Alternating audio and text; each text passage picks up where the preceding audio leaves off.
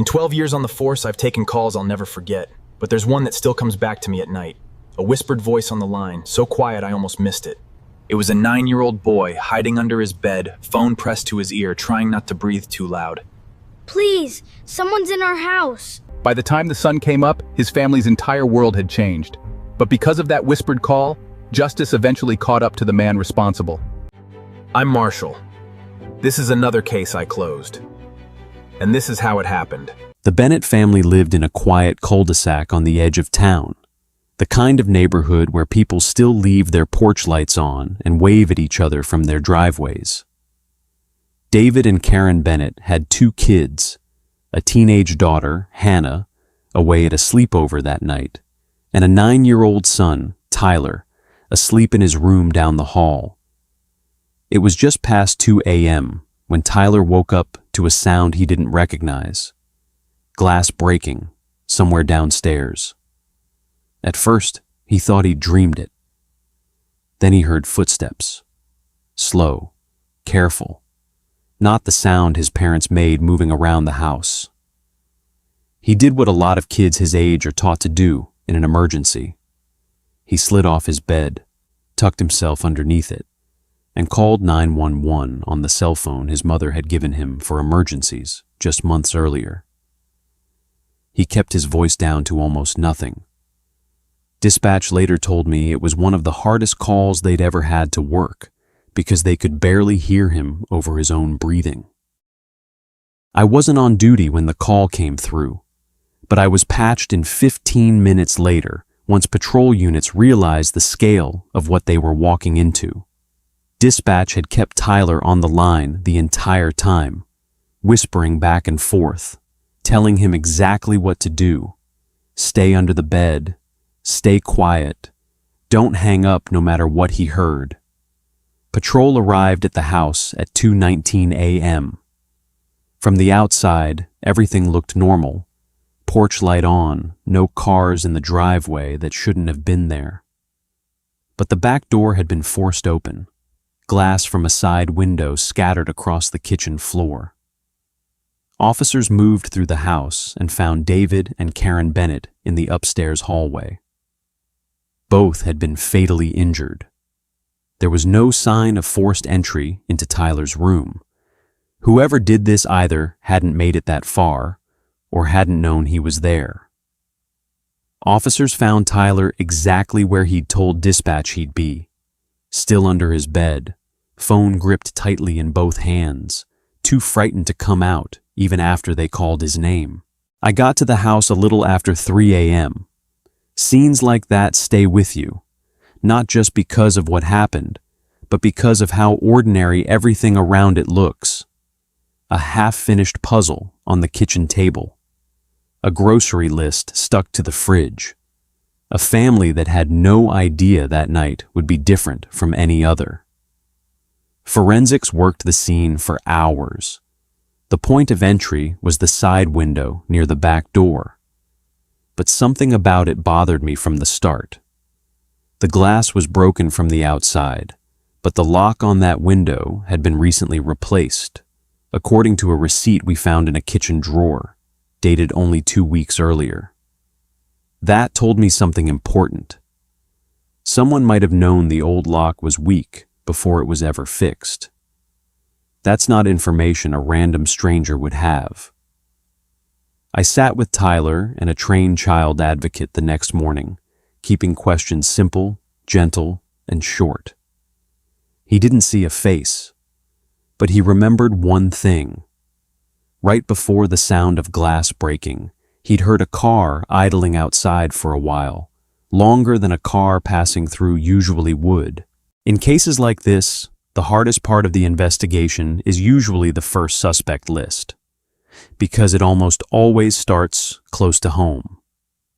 Financial records, recent arguments, anyone with access to the house. David Bennett ran a small construction business. Going through his records, I found an ongoing dispute with a former business partner, a man named Richard Cole, over unpaid money from a project that had ended badly 8 months earlier. Cole had sent several angry emails, one of which included a line that stood out immediately. "You'll regret cutting me out of this." Cole also had done minor work on the Bennett house the previous year, including, according to another old invoice, replacing a side window lock that had since been redone by a different contractor. He knew the layout. He knew which window used to be weak. I brought him in for questioning. He denied any involvement, claimed he'd been home alone that night. No alibi that could be verified. Denial alone isn't evidence, so I kept digging.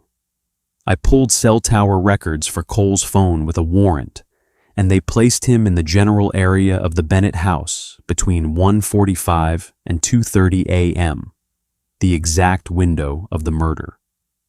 I also went back through traffic camera footage from a gas station half a mile from the house.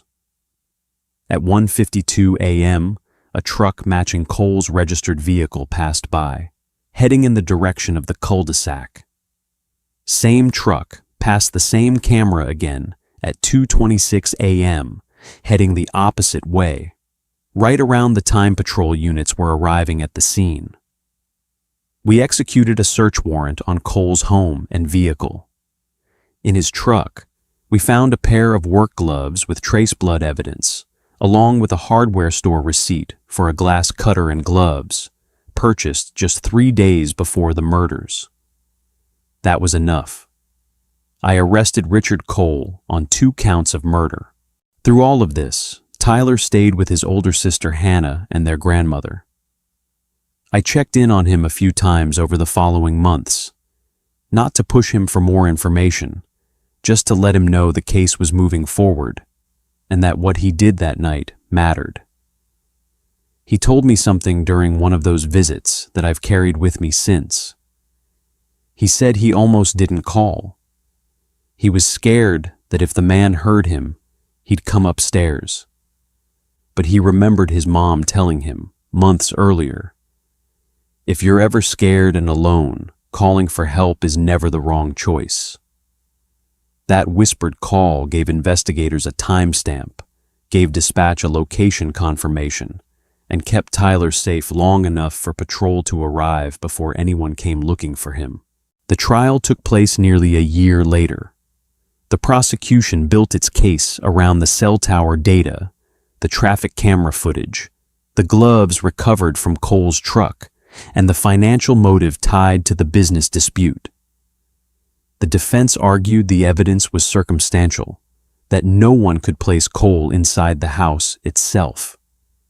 But the combination of location data, purchase records timed just days before the murders, and the prior access to the house's old window lock left the jury with a clear picture.